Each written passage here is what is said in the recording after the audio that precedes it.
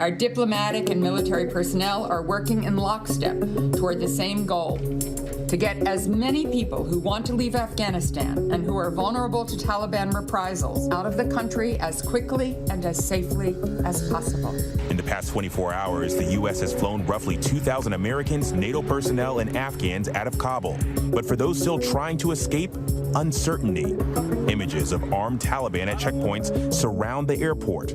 For now, the Taliban only letting foreigners through.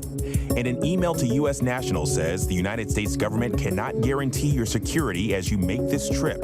As many as 11,000 Americans and tens of thousands of Afghans are desperately trying to flee the country. A frenzy at the airport. The U.S. has evacuated all embassy personnel except a core group of diplomats. Nearby, the Taliban firing gunshots, sending people running. This young girl covering her ears in the chaos. There have been no hostile interactions with the Taliban, and our lines of communication with Taliban commanders remain open, as they should be.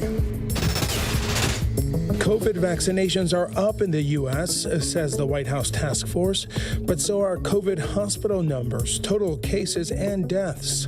Federal health officials are recommending Americans over the age of 12 get a third COVID booster shot if they had the Pfizer or Moderna vaccines. Recent data makes clear that protection against mild and moderate disease has decreased over time.